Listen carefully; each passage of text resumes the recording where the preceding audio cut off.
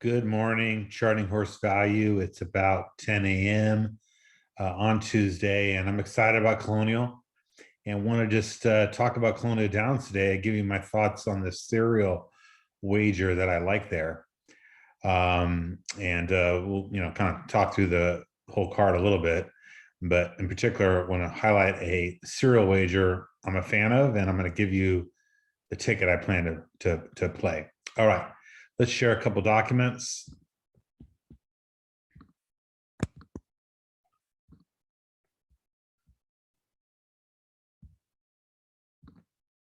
All right. This is the Colonial card today. And starting off in race 1, there is a spot play with a K+ grade.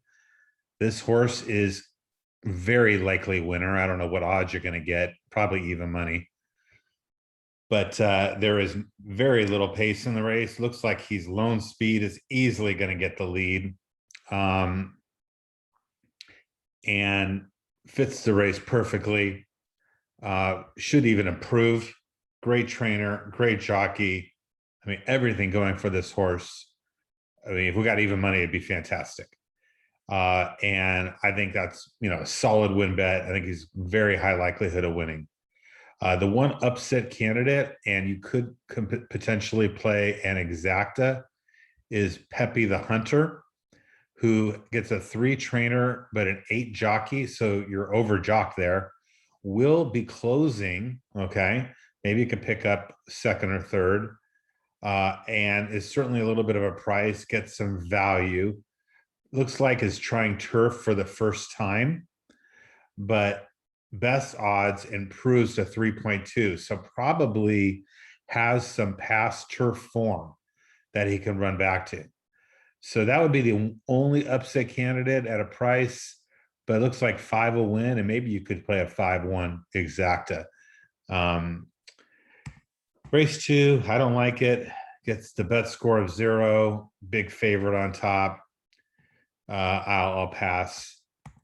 We'll talk about the pick 3 in a second. The pick 5 starts in race 5. I actually like race 5 quite a bit. We'll talk a lot in more detail about race 5. But race 6 is completely wide open. One of the ways you can tell that is by looking at all these ones. There are 5 different horses getting a 1, and including the last horse on the sheet. You can make a case any horse in this race could win, and that makes it awful tough to play serial wagers. Race 7, maiden special weight, pretty poor racing score, and if you look at the race, looks very chalky. You got to come up with an opinion. I think the 11 is a decent pick to win. Gets highest energy, gets the B+ grade. The 1 certainly could win as well.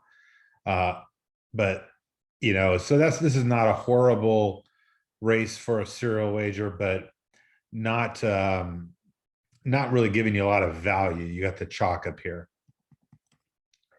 Race 8's an interesting race. This 9 is 20-1, but really poor energy. Does have a best odds of 4-1. Not a horrible long shot, but probably deserves to be 15-1. But in an ideal scenario, this horse could win. Certainly a playable long shot, lyrical gangster. And then other than that, the 2 chalks figure. There's several other horses in here you can make a case for. Race 9, maiden claiming 0, sprinting on the grass with 1, 2, 3, 4 horses that have probably never tried the grass, and 1, 2, 3, 4 horses that are first-time starters. And then the top 2 horses are chalk with very little value anywhere. I mean, this is a horrible race to have in the sequence. I wouldn't want to put any money on this race. So as I look at this pick 5, I hate race 9. I kind of like race 8 a little bit as a win bet.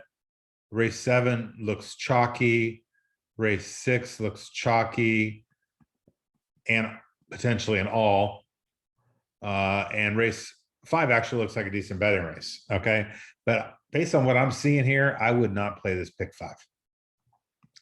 What I would play, however, is this pick 3, starting in race 3. It's a nice little sequence. It's a maiden special weight, going 9 furlongs on the turf, then maiden claiming, going 5.5 furlongs on the turf, and then this race I like, 8.5 furlongs of turf, claiming 3. So let's talk about these 3 races in some detail. So first of all, in race 3, a horse gets the spot play and the K plus grade. This is a very likely winner. Okay. Gets a PFTS odds of 1.1, and that's probably what the horse is going to go off at, something like that. Looks like this 5 might take some money, which is good. We want the 5 to take money. We're going to try to beat that 5. But this horse looks very likely to win and might go off at even money. Let's call it even money. Now, the upset candidate is Rush Delivery. Rush Delivery gets a 1 for best odds of 3.2, gets a C, certainly has some value. The other upset candidate is China Beach, but China Beach is quite a bit slower, 72 for 77 versus 77, and not the greatest value, but at least Rush Delivery gives you some value. So I kind of like Rush Delivery as my upset candidate, but I want to leverage my pick 3 more strongly with Search for the Truth. And so when I look at weighting, I'm going to weight the 2 3 times harder. Now, where did I come up with 3 times harder? Well, even money, you want to weight 1 plus 1. You got to add 1 to the expected odds. So even money would be a 2. And 5 to 1, that looks about right. We'll call 5 to 1, would be a 6. So 6 is 3 times bigger than 2.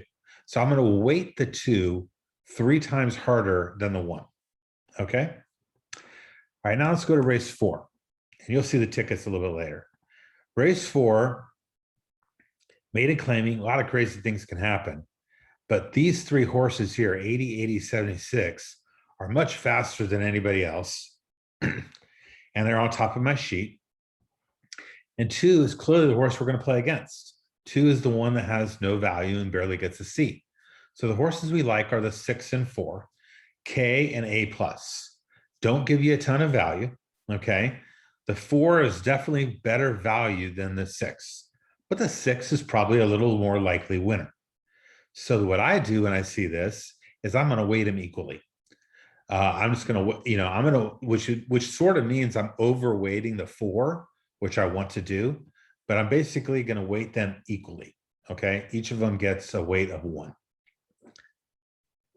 And then in race 5 is an interesting race where 2 long shots show up on top. Now, after that, it's claiming and anything can happen, but no horse jumps out at me. The one horse that kind of looks interesting is this 5 who gets a PFTS odds of 6.7 for an 11 trainer with a 0 jockey. I mean, you could potentially look at that one. It's kind of an unusual situation. But nobody else really strikes my fancy. These top 3 horses are definitely usable. 2 of them get the A grade and 1 gets the A plus on top of my sheet. So I'm going to play, this one has no value, but is a very likely winner. Okay. So I'm going to play those again, equal weight, the 6 and 9 equal weight. But the 8 Tropical Frosty, I'm going to play at lower weight. This horse might end up going off at very long odds, I might add. The PFDS odds is 60, but the best odds is 3.9. Gets this 1 here with a C. This horse probably going to be a big long shot. Is pretty slow, but does have early speed. Probably is not going to hold on, but I think it's going to be huge odds. Could be 20 to 1, I think. So I'm going to play that at 1 unit, okay? And I'm going to play and 10 to, we'll call it 10 to 11, and then 3 to 4. So again, it's a 3 times weighting between the 9 and 6, 9, the 8. So I'm going to play the 6 and 9 at 3 times weighting, and the 8 at 1 times weighting, and then that's it. Okay. Now, obviously, I can get knocked out of any of these legs. Basically, I'm playing a 3 race parlay. I got to get all 3 races right, but at least I have an opinion to leverage in all 3 races. So let's take a look at the tickets. This is the Colonial Race 3, Pick 3, and you can scale this accordingly. So I have a $9 pick 3, 2 with 4-6 with 6-9, $3 pick 3, 2 with 4-6 with 8, $3 pick 3, 1 with 4-6 with 8, 6-9, and then a $1 pick 3, 1 with 4-6 with 8. That's $16. You could scale that down, play for 50 cents minimum. This would then be a 450, a 150, and a 50 cents. Now you'd only spend 8. You could scale this up. You could play this for 27, this for 9, this for 9, this for 3. And then you'd be spending $48. Okay. You could do whatever you want with this, but this is roughly the scaling I would use for the pick 3s, and it would be 4 tickets. Okay. So that's what I wanted to cover today for Colonial Downs. I'm going to stop sharing. Feel free to comment below if you liked the video or you got any questions, and please subscribe. I'm trying to get my followers way up. So if you watched the video and you liked it, please subscribe, and we'll see how we do today at Colonial. By the way, all these picks are before scratches. I'm going to tweet this out, put it on Facebook, but if there are any scratches, I might make some modifications later. Okay, thank you and good luck.